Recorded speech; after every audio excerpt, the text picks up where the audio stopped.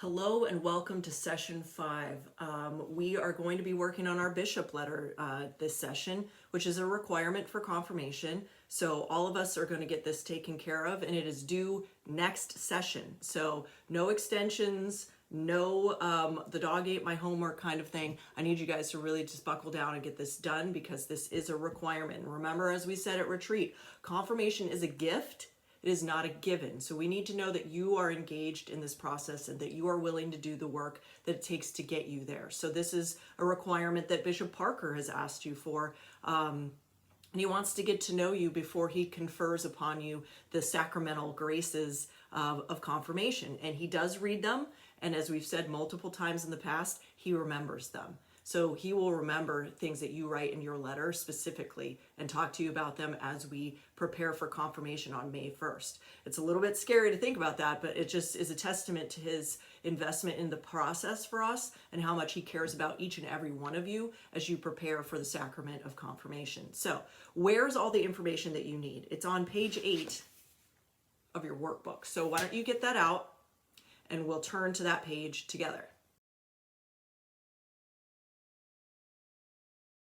All right, so if we're looking here, what does the bishop want to know? Well, he wants to know how your preparation season has been.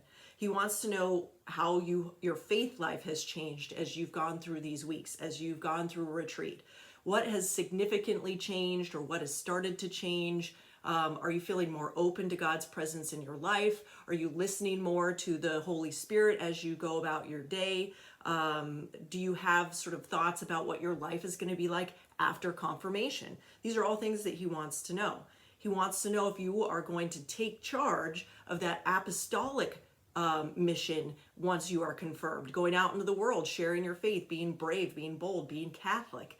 And then he's going to want to know how you're going to live your faith. So one of those examples is that on retreat, we all took part in a service project. So he wants to hear a little bit about that. Every single person that went on retreat had a service project. So we're going to talk about that in our bishop's letter. And then he wants to know what your current status is about considering being called to a vocation of a religious person. So a priest, a sister, a brother.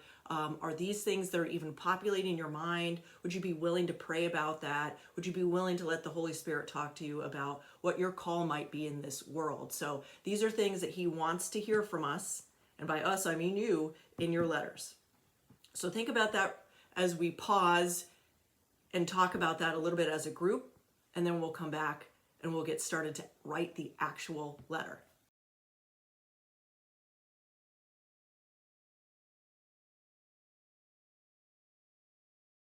All right, so you've talked a little bit about what the requirements are, what Bishop Parker wants to hear. How do we actually write this letter?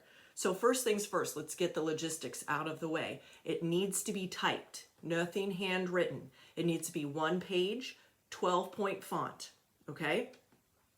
When you start the letter, your salutation, it is either Dear Bishop Parker or Your Excellency. Your and Excellency are capitalized. You can see that here down in the second half of your workbook. When you're writing and you're talking about our faith, if you refer to the Catholic faith, particularly Catholic is capitalized. There are instances where Catholic is lowercase, but not when we're describing our faith and who we are, who we label ourselves as Christians.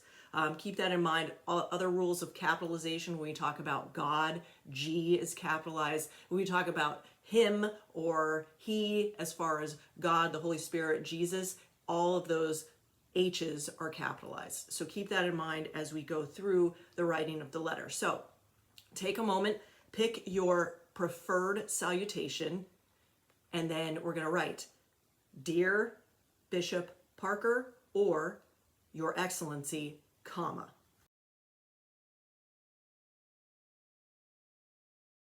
All right. Now, this is where we're going to talk and then pause. So let's just start off with your reflections about your journey so far. So what do you think will be the most significant change in your life because of receiving the sacrament of confirmation?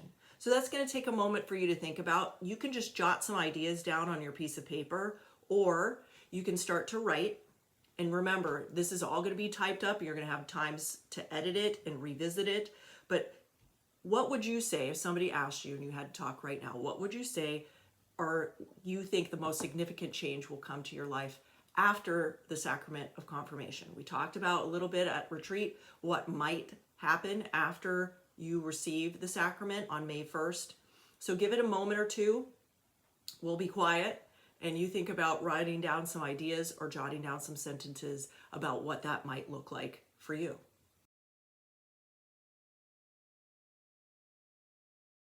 This is the big one. This is the hard one because you guys are in 8th, 9th grade maybe, and it's a lot to ask you to consider becoming evangelists. But that's what being confirmed means. That's what it meant to the apostles when the tongues of fire descended upon them on Pentecost, that they were going to be enabled to go out into the world and preach the gospel of Jesus Christ. And that is exactly what you are being asked to do.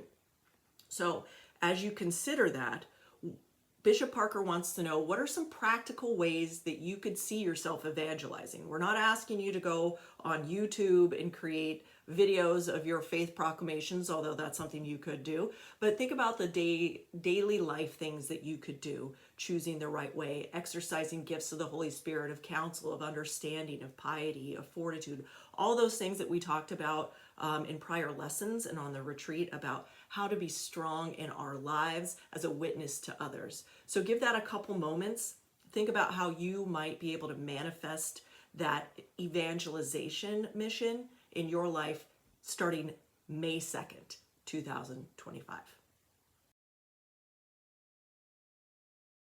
Let's get to the service project. Everybody had one on retreat, and you can talk about how the person that presented their topic to you from the service organization that we worked with shared information about what they were doing and how that made you feel. If you felt sort of empowered at doing something practical, hands-on, and how that might lead you in the future. Are there ministries at the church that you'd be willing to consider helping with because of your experience doing a service project on retreat?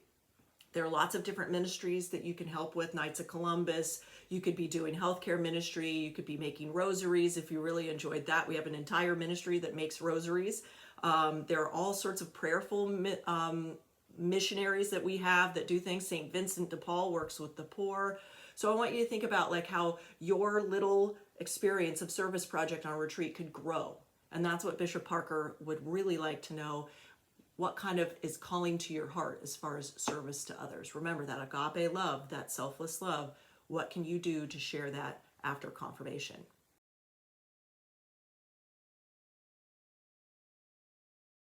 And then here's the big one, the vocational one. Is this something that is like so far off in left field?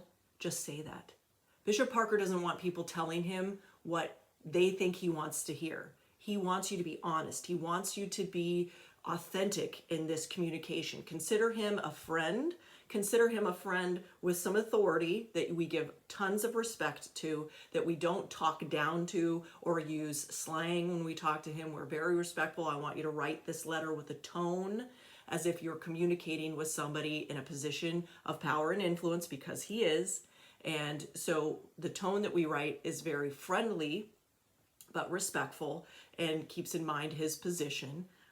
But he really wants to know, is this something that you'd be willing to consider? And if there's just like a little nugget that you're like, I don't know, but you're like, I might, I don't know, just write that. He wants you to be honest, right? So think about that as we're going through this whole letter writing process.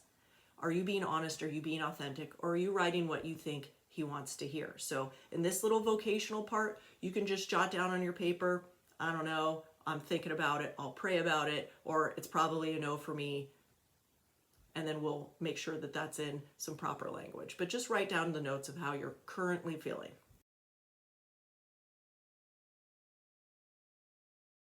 So, what are some other thoughts that you can sort of populate your letter with? We don't want it to be like, question 1, Dear Bishop Parker, I think the most significant change in my life after confirmation will be that I'm confirmed. I mean, that's pretty lame.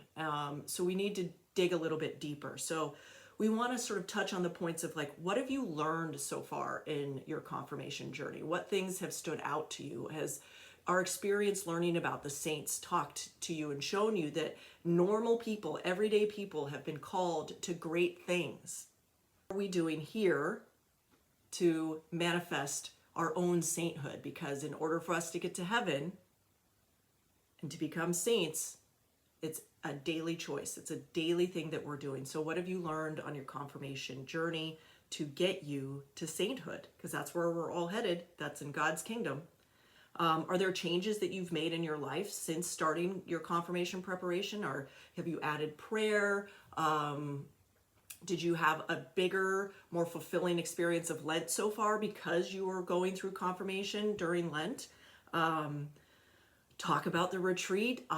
You could say something like, Bishop Parker, up until retreat, I wasn't really sure about this, but then, man, we went through retreat, and adoration just was such an amazing experience. I really feel called to the faith in a different way now. These are things that he would love to hear from you, something personal, something meaningful.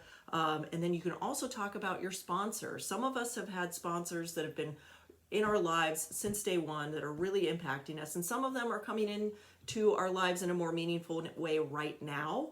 And so we can talk a little bit about how that sponsor is motivating us, guiding us, acting as a mentor during the process. So think about what that might mean to add some of these things. And then we'll just pause and you'll jot down some ideas.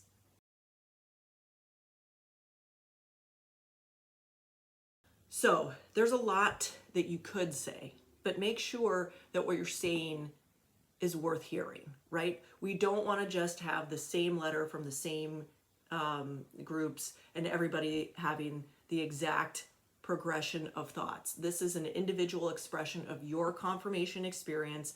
The bishop really wants to get to know you as much as he can within the confines of one page in 12-point font, but he will read it and he will remember it. So what you want to do is show him through this writing that you really are ready for confirmation and that you are looking forward to confirmation. Remember, other people could want you to be on this journey, and other people might be encouraging you to be on this journey.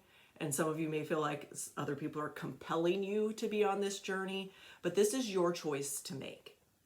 And when you step into the sacrament of confirmation, you are agreeing to certain things, to becoming an evangelist, to living your life in accordance with God's will. And so if that's not where you are, then we need to talk about that. But if that is where you are, you're willing to sort of step into that and be exploratory, be curious, follow the call of your faith on the up and down road that it will be, then that's what you need to express in your letter. So we're going to take some time in class based on these sort of prompts to write out some more stuff. And then when you go home, write a draft, have somebody you care about read it if that helps you. Send a draft via email to your small group leader and have them look at it and give you some feedback. But keep in mind, this letter needs to be done, finalized, printed out by next session. And then we move on to our Saint project and finishing up our preparation season. So good luck, do your best, be honest, be respectful. Here we go.